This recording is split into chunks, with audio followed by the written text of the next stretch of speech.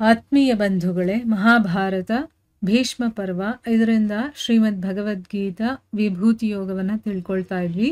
ಹೋದ ಭಾಗದಲ್ಲಿ ಭಗವಂತ ಅರ್ಜುನನಿಗೆ ಹೇಳ್ತಾನೆ, ನಾನು ಪರಮರಹಸ್ಯ ಮತ್ತೆ ಪ್ರಭಾವಯುಕ್ತವಾದಂತಹ ಮಾತುಗಳನ್ನು ಹೇಳ್ತೀನಿ, ಕೇಳಿಸ್ಕೊ. ಅದನ್ನ ನಾನು ತುಂಬ ಪ್ರೀತಿ ಪಾತ್ರರಿಗೆ ಮಾತ್ರ ಹೇಳೋದು ಅಂತ ಹೇಳಿಬಿಟ್ಟು ನಿರಂತರವಾಗಿ ನನ್ನ ಪ್ರೀತಿಯಲ್ಲಿ, ನನ್ನ ಧ್ಯಾನದಲ್ಲಿ, ನನ್ನದೇ ವಿಚಾರಗಳಲ್ಲಿ ತೊಡಗಿರುವಂಥವ್ರು, ನಿರಂತರವಾಗಿ ನನ್ನಲ್ಲೇ ರಮಣ ಮಾಡ್ತಾ ಇರ್ತಾರಲ್ಲ, ಅಂಥ ಪ್ರೀತಿಪೂರ್ವಕವಾಗಿ ಭಜಿಸುವಂತಹ ಭಕ್ತರಿಗೆ ನಾನು ತತ್ವಜ್ಞಾನ ರೂಪ ಯೋಗವನ್ನು ನಾನು ಕೊಡ್ತೀನಿ.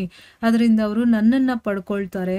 ಮತ್ತೆ ಅವ್ರ ಮೇಲೆ ಅನುಗ್ರಹ ತೋರಿಸೋದಕ್ಕೋಸ್ಕರ ಅಂತಾನೆ ಅವರ ಅಂತಃಕರಣದಲ್ಲಿರುವಂಥ ನಾನು ಸ್ವಯಂ ಅಜ್ಞಾನದಿಂದ ಉತ್ಪತ್ತಿಯಾಗಿರುವಂತಹ ಆ ಅಂಧಕಾರವನ್ನು ಪ್ರಕಾಶಮಯವಾದಂತಹ ತತ್ವಜ್ಞಾನ ರೂಪ ದೀಪದ ಮೂಲಕ ನಾನು ನಾಶ ಮಾಡ್ತೀನಿ ಅಂತಂದ್ಬಿಟ್ಟು ಹೇಳಿದ್ದ. ಈಗ ಮುಂದುವರೆದೇನಾಗುತ್ತೆ ಅಂತ ತಿಳ್ಕೊಳ್ಳೋಣ. ಅರ್ಜುನ ಹೇಳ್ತಾನೆ, ನೀನು ಪರಂಬ್ರಹ್ಮ, ಪರಂಧಾಮ ಮತ್ತೆ ಪರಮ ಪವಿತ್ರ. ಯಾಕೆ ಅಂತಂದ್ರೆ ನಿನ್ನನ್ನ ಎಲ್ಲ ಋಷಿಗಣರು ಸನಾತನ ದಿವ್ಯ ಪುರುಷ ಮತ್ತೆ ದೇವತೆಗಳ ಆದಿದೇವ, ಅಜನ್ಮ ಮತ್ತೆ ಸರ್ವವ್ಯಾಪಿ ಅಂತ ಹೇಳ್ತಾರೆ. ಅದೇ ರೀತಿ ದೇವರ್ಷಿ ನಾರದ ಮತ್ತೆ ಋಷಿ ಅಸಿತ ಮತ್ತೆ ದೇವಲ ಮತ್ತೆ ಮಹರ್ಷಿ ವ್ಯಾಸರು ಕೂಡ ಹೇಳ್ತಾರೆ. ಮತ್ತೆ ಸ್ವಯಂ ನೀನು ಕೂಡ ನನಗೆ ಇದ್ರ ಬಗ್ಗೆ ಹೇಳ್ತಾ ಇದೀಯಾ ಕೇಶವ, ನನ್ನ ಬಗ್ಗೆ ನೀವೇನೆಲ್ಲ ಹೇಳ್ತಾ ಇದ್ದೀರೋ ಅದೆಲ್ಲವನ್ನೂ ಕೂಡ ನಾನು ಸತ್ಯ ಅಂತಾನೆ ತಿಳ್ಕೊಳ್ತೀನಿ. ಭಗವಂತ, ನಿನ್ನ ಲೀಲಾಮಯವಾದಂತಹ ಸ್ವರೂಪವನ್ನ ದೇವತೆಗಳೂ ಕೂಡ ತಿಳ್ಕೊಂಡಿಲ್ಲ ಮತ್ತೆ ದಾನವರು ಕೂಡ ತಿಳ್ಕೊಂಡಿಲ್ಲ.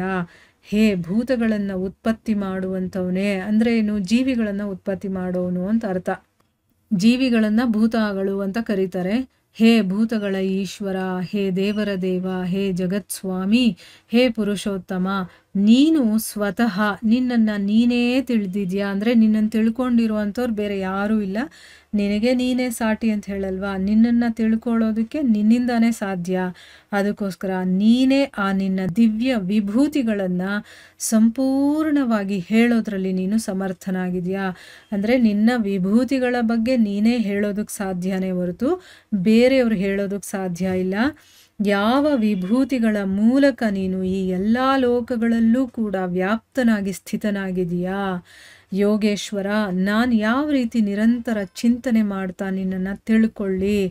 ಮತ್ತು ಭಗವಂತ, ನಾನು ನಿನ್ನನ್ನು ಯಾವ ಯಾವ ಭಾವದಲ್ಲಿ ಚಿಂತನೆ ಮಾಡಲಿ.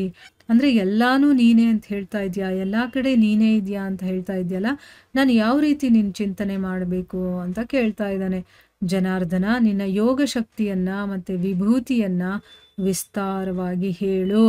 ಯಾಕೆ ಅಂತಂದರೆ ನಿನ್ನ ಅಮೃತಮಯ ವಚನಗಳನ್ನು ಕೇಳ್ತಾ ಇದ್ರೆ ನನಗೆ ತೃಪ್ತಿನೇ ಆಗ್ತಾ ಇಲ್ಲ, ಇನ್ನೂ ಕೇಳಬೇಕು ಅಂತ ಅನ್ನಿಸ್ತಾ ಇದೆ ಅಂತಂದ್ಬಿಟ್ಟು ಇಲ್ಲಿ ಕೇಳ್ಕೊಳ್ತಾ ಇದ್ದಾನೆ. ಅದಕ್ಕೆ ಭಗವಂತ ಹೇಳ್ತಾನೆ, ಕುರುಶ್ರೇಷ್ಠನೇ, ಈಗ ನಾನು ನನ್ನ ದಿವ್ಯ ವಿಭೂತಿಗಳಿದೆಯಲ್ಲ ಅದನ್ನೆಲ್ಲ ನಿನಗಾಗಿ ಪ್ರಧಾನವಾಗಿರೋದನ್ನು ಮಾತ್ರ ಹೇಳ್ತೀನಿ. ಅಂದರೆ ಎಷ್ಟೊಂದಿದೆ, ಅದರಲ್ಲಿ ಯಾವ್ದ್ಯಾವುದು ಪ್ರಧಾನವಾಗಿದೆಯೋ ಅದನ್ನು ಹೇಳ್ತೀನಿ. ಯಾಕೆ ಅಂತಂದರೆ ನನ್ನ ವಿಸ್ತಾರದಲ್ಲಿ ಅಂತ್ಯ ಅನ್ನೋದೇ ಇಲ್ಲ. ಅರ್ಜುನ, ನಾನು ಎಲ್ಲ ಜೀವಿಗಳ ಹೃದಯದಲ್ಲಿ ಸ್ಥಿತನಾಗಿರುವಂತಹ ಎಲ್ಲರ ಆತ್ಮ. ಮೊದಲು ಜೀವಿಗಳ ಹೃದಯದಲ್ಲಿ ಆತ್ಮನಾಗಿದ್ದೀನಿ, ಮತ್ತು ಎಲ್ಲ ಜೀವಿಗಳ ಆದಿ, ಮಧ್ಯ ಮತ್ತು ಅಂತ್ಯವೂ ಕೂಡ ನಾನೇ ಆಗಿದ್ದೀನಿ. ನಾನು ಅದಿತಿಯ 12 ಮಕ್ಕಳಲ್ಲಿ ವಿಷ್ಣು, ಮತ್ತು ಜ್ಯೋತಿಗಳಲ್ಲಿ ಕಿರಣವಿರುವಂತಹ ಸೂರ್ಯ, ಮತ್ತು ನಾನು 49 ವಾಯುದೇವತೆಗಳ ತೇಜಸ್ಸು, ಮತ್ತು ನಕ್ಷತ್ರಗಳ ಅಧಿಪತಿಯಾದಂತಹ ಚಂದ್ರ. ನಾನು ವೇದಗಳಲ್ಲಿ ಸಾಮವೇದ, ದೇವತೆಗಳಲ್ಲಿ ಇಂದ್ರ, ಇಂದ್ರಿಯಗಳಲ್ಲಿ ಮನಸ್ಸು, ಮತ್ತು ಭೂತ ಪ್ರಾಣಿಗಳಲ್ಲಿ ಚೇತನನಾಗಿದ್ದೀನಿ. ನಾನು ಏಕಾದಶ ರುದ್ರರಲ್ಲಿ ಶಂಕರ ನಾನು, ಮತ್ತು ಯಕ್ಷ ರಾಕ್ಷಸರಲ್ಲಿ ಹಣದ ಸ್ವಾಮಿ ಕುಬೇರನಾಗಿದ್ದೀನಿ. ನಾನು 8 ವಸುಗಳಲ್ಲಿ ಅಗ್ನಿ, ಮತ್ತು ಶಿಖರಗಳ ಪರ್ವತಗಳಲ್ಲಿ ಸುಮೇರು ಪರ್ವತ ನಾನಾಗಿದ್ದೀನಿ. ಪುರೋಹಿತರಲ್ಲಿ ಅವರ ಮುಖಂಡನಾದಂತಹ ಬೃಹಸ್ಪತಿ ನಾನು ಅಂತ ನೀನು ತಿಳ್ಕೋ. ಪಾರ್ಥ, ನಾನು ಸೇನಾಪತಿಗಳಲ್ಲಿ ಸ್ಕಂದ, ಮತ್ತು ಜಲಾಶಯಗಳಲ್ಲಿ ಸಮುದ್ರ. ನಾನು ಮಹರ್ಷಿಗಳಲ್ಲಿ ಭೃಗು, ಮತ್ತು ಶಬ್ದಗಳಲ್ಲಿ ಓಂಕಾರ. ಎಲ್ಲ ರೀತಿಯ ಯಜ್ಞಗಳಲ್ಲಿ ಜಪಯಜ್ಞ, ಮತ್ತು ಸ್ಥಿರವಾಗಿರೋದಿರುತ್ತಲ್ಲ ಅಂಥದ್ರಲ್ಲಿ ನಾನು ಹಿಮಾಲಯ ಶಿಖರ. ನಾನು ವೃಕ್ಷಗಳಲ್ಲಿ ಆಲದ ಮರ, ಮತ್ತು ದೇವರ್ಷಿಗಳಲ್ಲಿ ನಾರದ ಮುನಿ, ಗಂಧರ್ವರಲ್ಲಿ ಚಿತ್ರರಥ, ಮತ್ತು ಸಿದ್ಧರಲ್ಲಿ ಕಪಿಲ ಮುನಿಗಳು, ಕುದುರೆಗಳಲ್ಲಿ ಅಮೃತದ ಜೊತೆ ಉತ್ಪತ್ತಿಯಾಗುವಂತಹ ಉಚ್ಚೈಶ್ರವ ಅನ್ನುವಂಥ ಕುದುರೆ. ಈಗ ಸಮುದ್ರ ಮಥನ ಮಾಡ್ತಾರಲ್ಲ ಅಂಥ ಸಮಯದಲ್ಲಿ ಈ ಕುದುರೆ ಬರುತ್ತೆ, ಉಚ್ಚೈಶ್ರವ ಅನ್ನುವಂತಹ ಕುದುರೆ. ಅದು ಅಮೃತದ ಜೊತೆ ಅಂದರೆ ಆ ಸಮುದ್ರ ಮಂಥನದ ಸಮಯದಲ್ಲಿ ಬರುವಂಥದ್ದು ಆ ಕುದುರೆ. ನಾನು ಶ್ರೇಷ್ಠ ಆನೆಗಳಲ್ಲಿ ಐರಾವತ, ಅದು ಕೂಡ ಸಮುದ್ರದಲ್ಲಿ ಮಂಥನ ಮಾಡಬೇಕಾದ್ರೆ ಬರುತ್ತೆ. ಐರಾವತ ಅನ್ನುವಂತಹ ಆನೆ, ಮತ್ತು ಮನುಷ್ಯರಲ್ಲಿ ರಾಜ ನಾನು ಅಂತ ನೀನು ತಿಳ್ಕೊ ಅಂತಂದ್ಬಿಟ್ಟು ಹೇಳ್ತಾ ಇದ್ದಾರೆ.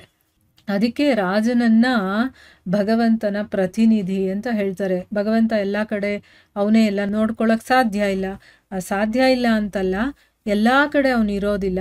ಅದಕ್ಕೆ ಅಂತಂದ್ಬಿಟ್ಟೆ ಕೆಲವರನ್ನ ತನ್ನ ಪ್ರತಿನಿಧಿಗಳನ್ನಾಗಿ ನೇಮಿಸಿದ್ದಾನೆ. ಅದರಲ್ಲಿ ರಾಜನೂ ಕೂಡ ಒಬ್ಬ, ಗುರು ಕೂಡ ಒಬ್ಬ, ತಂದೆ ತಾಯಿ ಇವರೆಲ್ಲ ಭಗವಂತನ ಪ್ರತಿನಿಧಿಗಳಲ್ಲಿ ಬರ್ತಾರೆ. ಇಲ್ಲಿ ಯಾವುದರಲ್ಲಿ ಏನು ನಾನು ಅನ್ನೋದನ್ನ ಹೇಳ್ತಾನೆ, ಅವನ ವಿಭೂತಿಗಳನ್ನು ಹೇಳ್ತಾ ಇದ್ದಾನೆ. ಇದರ ಮುಂದುವರೆದ ಭಾಗ ಇದೆ, ಅದನ್ನು ನಾವು ಮುಂದಿನ ಭಾಗದಲ್ಲಿ ತಿಳ್ಕೊಳ್ಳೋಣ. ಹರೇ ಕೃಷ್ಣ.